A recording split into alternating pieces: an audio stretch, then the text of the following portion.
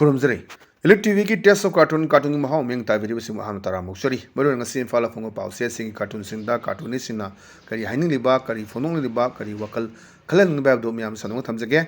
an lokho jage akoi khabar se ngasi se sangai di phong go sui cartoon se yaudre aduna khabar yaram ba su phong lepsang gare khabar masing se duga ngasi je naron thulang je phong dre aduna ham lokho jage akoi sanale ba ki loire dana asna loire dana ba cartoon sing biu hal ni khawai chanda bani ada hal amna hai zidu tungi meng sano ubangamba lusing bane na hai krene ne ba ziye je kana no khang bi ni mya koi gi modi ji ni modi ji sengarang han magi umdra manga subam pok no minta koi tongan tongan ba hana mp oiramba adigi ate ate adigi hana former oiramba mayam adigi mla mayam si thagat na magi social media da kai thagat na mayam do adu ubadu da koi cartoonist na khut tharak bane na khanjai mana haine jidu tungi mieng san ubangamba lusing bane na hai krene ha ada masina khume adunara irang lo chendri basena ona ngarang su yam nungai taba thodu hai tare khoi bisnupur district manung tan leba nambol sabal lekai da sakang deba singna attack torok tana khoi assam rifles ki jawan ani legidre moi manga am sok pagi pause leiri na jikanna thigali kanana tawbuno kana amtana claim torok pa leitri belly da leba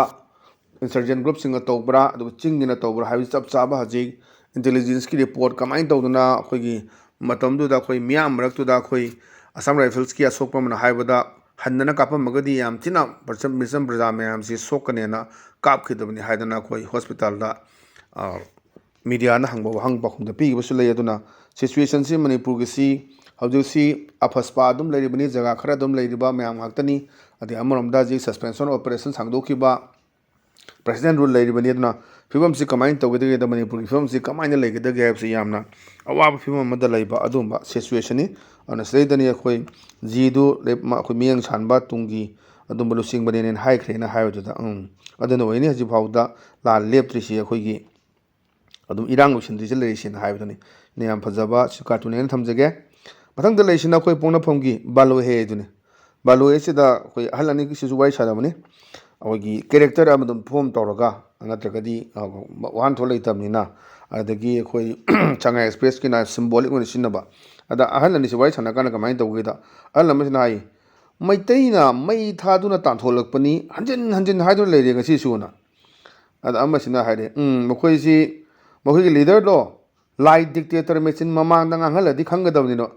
loina makana horaki haibasi loin khangabani nimitu daida AK47 paidana kangbai dagi tholaktana mayama khoi mai thagyo mayam da khoi urabani matamda leiriba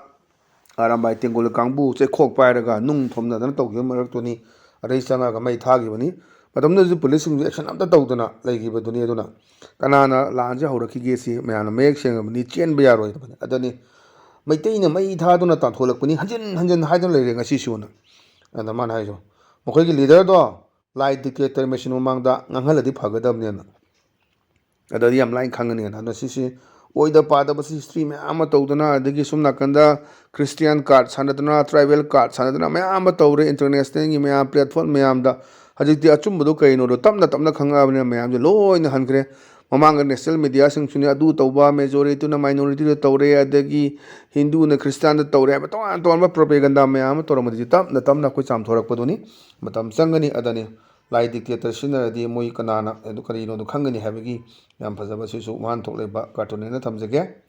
mathang da leisina khoi huelan paugi as loire habduni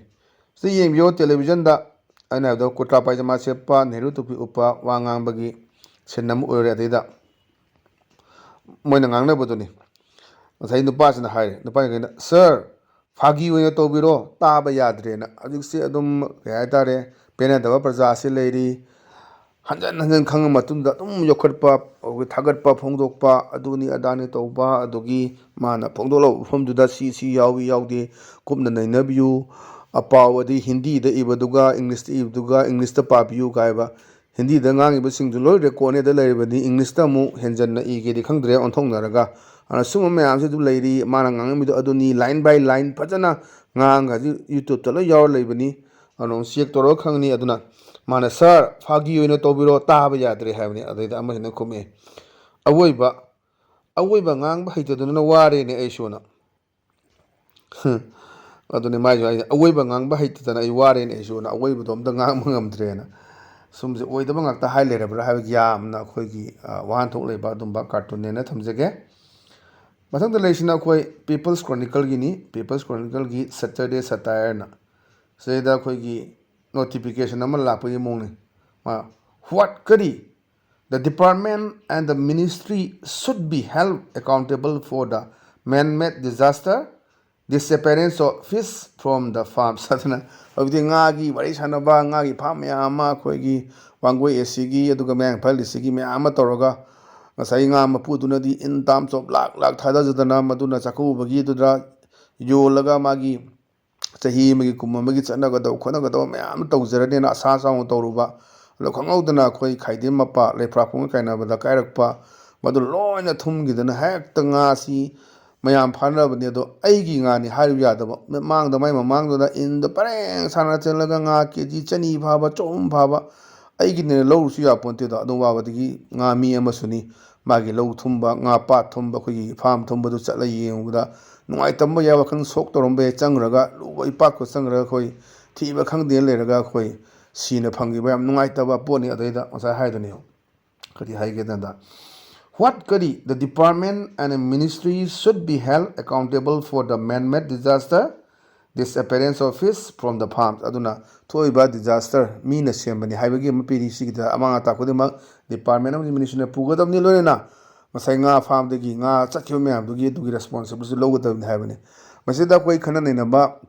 yam darkar oi akoina su hanjan hanjan haibaduni koi turen si akoigi dustbin oina urakpa chaung chauna dagi कार अतांग तोलगा बोराद हापगा तुरेन थादब येंबियो सिदैदा कोई इथाई दाम की करी चेंथरीब बोतल मैम से